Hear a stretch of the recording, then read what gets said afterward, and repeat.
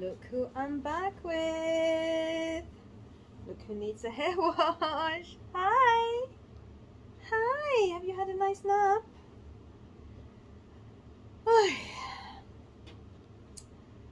We are coming home today. We are literally just waiting for discharge paper and some antibiotics, and then we're going home. So you're going home. Yay! I'm going home. I'm going home. I'm going home. I'm so happy. I've just had a nap. You still got a rash on your face. Shall we put some cream on that? Yes. The rash is basically caused by that excessive vomiting. So remember that when she's poorly, she's lying down and she's throwing up stomach acid, and she's basically rubbing a towel on her face where she's just thrown up, and that causes the rash. Sounds very unpleasant. Probably is quite unpleasant. And now you're dribbling. Dribble, dribble, dribble, dribble. Oh, there! How's that? Is that good? Feels nice? Yeah? Yeah. Oh! Hey, my love. She decided to have a little bit of a grump right now, so I decided to get into bed with her. I've changed into something a bit more comfortable for sitting in a hospital bed, as opposed to the fancy but impractical dress that I wore to the River Festival. I turned up here looking extremely glamorous, but not exactly like a medical mama. No, I look good though. I still look good. I always look good, right? Actually, I was saying to one of the nurses, see what a night's sleep does to you. Oh, turning up look like a human instead of being covered in all kinds of disgustingness. Yes, all kinds of disgustingness and fatigue. That should be one of the chapters in my autobiography, I think. But I was going to talk mom guilt when you have a child in hospital.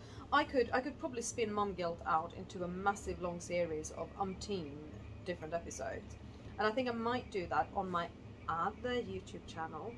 Wait, what? Another YouTube channel? Yes, people, I have another YouTube channel. I have made a channel dedicated exclusively to my coaching content. It's called Tova Redmo Life Coach, so please go and give that channel a bit of love, subscribe to it, notifications, watch my vlogs that I put on there, and you know, comments and support me and my business, pretty please. And the same goes for this channel. If you're not a subscriber to this channel, then please become a subscriber and leave me a comment. And if you see any vlogs either on this one or on Tova Redmo Life Coach that you think are relevant to other people, then please share them far and wide so I reach as many of you as possible, because I know what I say resonates with a lot of people, and I just want to make sure that I share that out there. I feel that a topic about mom guilt is very suitable right now. It's been a few different things happening in the last few days that have made me think, oh, I should really make a vlog on that.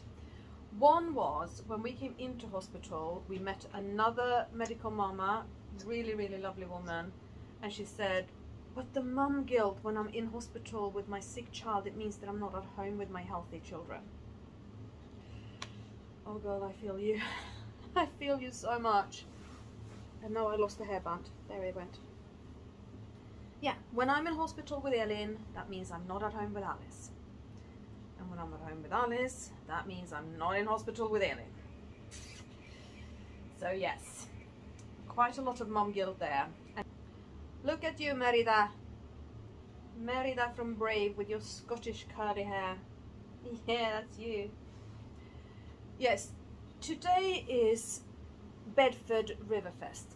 And I love the River Festival. It's amazing. We've not had one for a few years because of COVID, so I'm so happy there is one again. And I'm so happy that once again it fell on a weekend when my mum and stepdad are here. And Alice was a baby last time she experienced Riverfest, so she doesn't remember it at all. So yeah. Do I do River Festival with my healthy child, or do I stay in hospital with my unhealthy child? Mummy guilt. In the end, I did 90 minutes of River Festival thanks to us having a carer, and then I rushed back here, leaving Alice in the care of her grandparents, and rushed back here to look after Elin. And none of it is a good option. A good option would have been a healthy Elin coming with us down to the river festival, nobody having to rush or worry about anything, Alice not having to be upset because I left her, me not having to feel guilty for leaving Alice, me not having to feel bad for not being able to take Elin to the river festival. There are no good choices. So what do? Are you going to sit and cry about it, or do you strap on your pragmatist and get on with life? That really is what I do. I become pragmatic about it. If I don't have any good options, then I kind of shrug and go, oh well, I don't have any good options. I will make the best that I can under the circumstances, and I'm gonna live with those decisions. As easy as that. I say easy. It's not easy at all, but it's simple, I suppose. It's so every time I talk about coaching and thought work, it's simple, but it's not easy. And yes, it is super sad because we want to do things together as a family and have fun together, but it's not always suitable. Elin wouldn't have lasted very long at the river festival even if she had been healthy, because it becomes quite overwhelming for her, and it's not easy to find somewhere to change her, and it's not easy to find a quiet corner where she can sit and rest and get food and things like that. Although they are good, they are really good. They have a huge presence of all of the various special needs charities. They have a whole special needs section with resting area and special needs sensory games, even a bouncy castle. So the festival are amazingly good actually at catering for these kids. But even so, it becomes overwhelming. But Elin would have lasted longer than the 90 minutes we got. She definitely would have. She would have enjoyed it. She likes the sounds and the smells and the people and being out in sunshine. However, I'm definitely not taking Elin to the river festival today when we get out of hospital, or tomorrow, because she's still very worn out from her latest bout of seizures. So now she wouldn't enjoy it. It would just be difficult for her. And we always have to weigh these things up. What is the right thing for Elin? What is the right thing for Alice? Who do we prioritize? How do we prioritize them? And the truth is, we prioritize Elin. If Elin's unwell, we prioritize Elin every time. But all the ways around it so that Alice can get her stuff too. Yes, today there was in the form of a carer and in the form of grandparents. Thank you. But other times you don't have that option. It isn't that easy. Oh my god, this is a messy hair. You are so tangled, my love. Oh, you're not married at all. You're Rapunzel. 7 a.m. the usual morning lineup. Start with the chores and sweep till the floor's all clean. Yay, mummy. Yay, mummy. And then the one person who doesn't get a look in at all when it comes to their needs is me. And then we're back to self-care, which you all know is a phrase I hate. I wanted much longer than 90 minutes at the river festival. I love the river festival. I want to walk around, I want to look at people, I want to look at things, I want to soak up the atmosphere. Do I get to do that? No, I don't. I don't, sorry. My needs come last. And I know that there's a lot of people here who are watching this and who will, when I say things like my needs come last, will react with, oh no, Mum, you have to take time out for self-care. You have to look after yourself first, otherwise you don't have enough energy to look after your children. You can't pour from an empty cup. Sorry, I hate that phrase. And the reality is that as a special needs mum, no, you don't have that luxury. Not unless other people give that to you. So, because I co-parent and I have a very active and engaged co-parent involved in this, I get days that I don't have the kids, and those are my days for looking after me, for refilling myself, for recharging my own batteries. And I don't always get those anyway, because things happen. Things change. Elin's needs come first.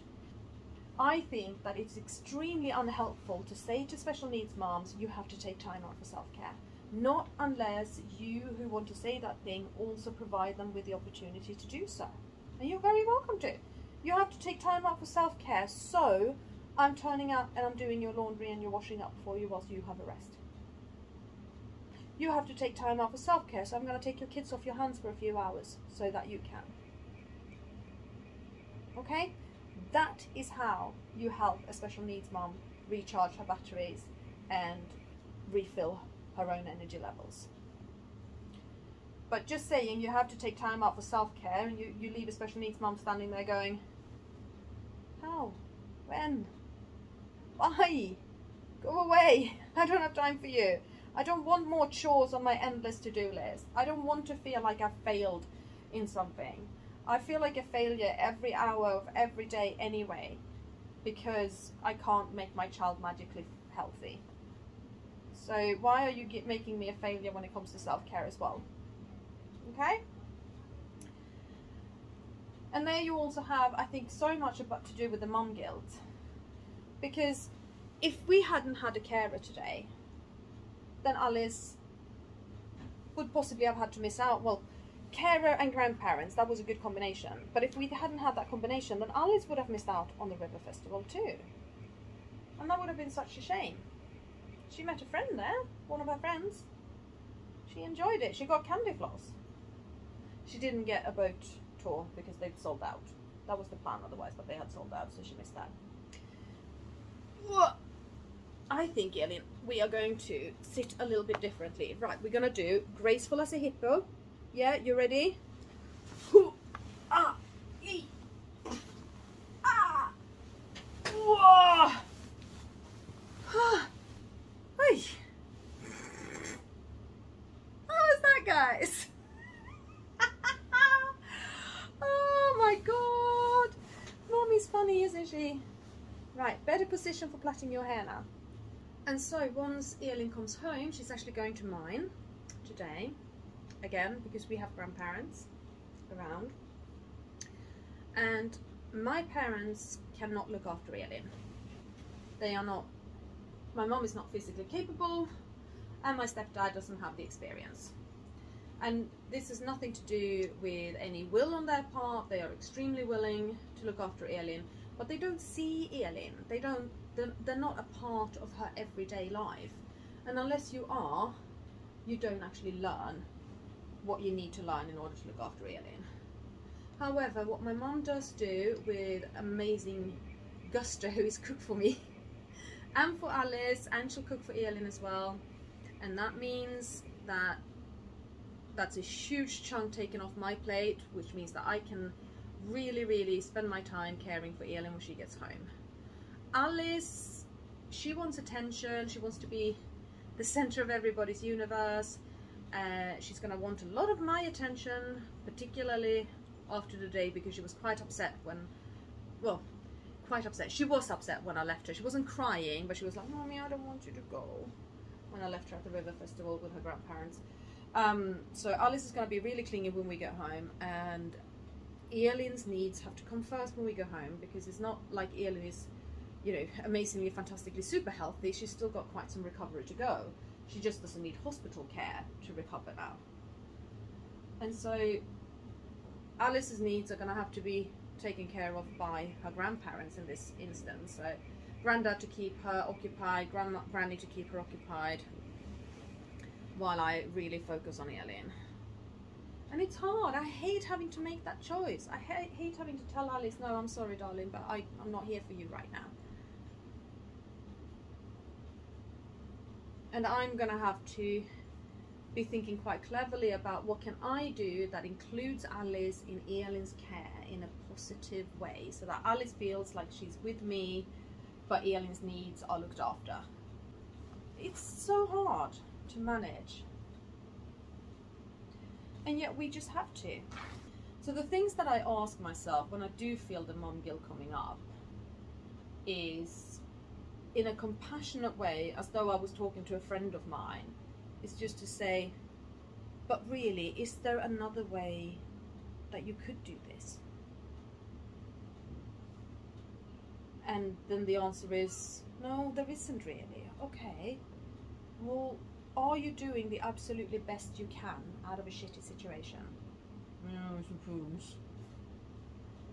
Sorry, the friend me is grumpy. So why not just pat yourself on the back for how well you are dealing with a difficult situation, and celebrate what you are able to do for your kids, and remember how amazing you are, and try and not be overwhelmed by that mom guilt. I'm not going to tell anyone that they shouldn't feel the mom guilt, because I don't think we can just take that feeling away, but just try not to let it overwhelm you. You can acknowledge the mom guilt. You can accept that it's there. The mom guilt in itself is not a negative. Let's face it. The reason you feel that mom guilt is because you love your kids. Okay? And I'm never ever going to tell somebody that the fact that they love their kids is a negative. Because it really isn't. So, you know, we can acknowledge the mom guilt. We can even thank the mom guilt. We can say that it's a good thing it's there. Accept it for the fact that it's actually a positive sign. And that makes it a little bit less difficult to deal with, Elin. Hi. There, plaited. You do need a hair wash. But at least it's plaited now, we've brushed through it. And I do hope that the medical mum I met here on Wednesday has made it home and is able to spend time with all of her family, all of her kids, and not feel so guilty. And obviously that her child is doing well. And to the other medical mum I met, who was standing here practically rocking with tiredness, I hope you're home. I know you went home yesterday, and I hope you are feeling so much better. I hope you had a decent night's sleep, and that your kid is happier at home with their own things and own normal routines, own staff, familiar environment, no doctors who are trying to come and put injections in the legs at 2 in the morning. You know, I occasionally do vlogs on what we do when we don't agree with doctors, and I'm so happy I'm not the only one who will step up and say, no, don't think so, go away, in a more or less polite tone of voice. If somebody had come and wanted to put injections in Elin's legs at 2 in the morning, I would have told them to go do one as well. Unless it was absolutely, you know, care necessary, medically necessary. She didn't think that it was that night. And I'm gonna say that medical mama knows best. So don't argue with the medical mama. Oh, right. What are we gonna do now? Are you awake? Do you want music? Shall I start packing? I don't want to pack too much either. But my wonderful nurse, we love our nurses here, has said to me that the antibiotics that we're taking home is one that they prepare here on the wards. We don't need the pharmacist for that. Bear in mind it's a Saturday, so it's on-call pharmacy only. So she is going to make sure that the discharge papers get done, get sent down to the pharmacy. She will mix up Elin's antibiotic, and then we can go. And I can come back tomorrow for the discharge papers and any other medicines that they chose to send home with us. I think that sounds like a marvellous idea, don't you? Yeah? Because that will get us home much earlier, because discharge takes forever. They said this morning that she was going to get discharged. It is now 2:30 in the afternoon. We might very well, even with that idea of getting the antibiotics done here on the ward and then coming back to pick up the papers, even with that idea, we might still be here at 6 PM. Always takes forever to get discharged. Positive news is that the ward is much emptier today. They're not running like mad with a ward that has every single bed filled. No. And I think Elin wants to just get home and sit and snuggle and have the sounds of her grandparents and her sister with her and just kind of feel like, yeah, we're okay. We're okay. Is that what you want? And some music on now. Yeah? Let's do that. Thanks for watching. See you again soon. Bye. Say mwah.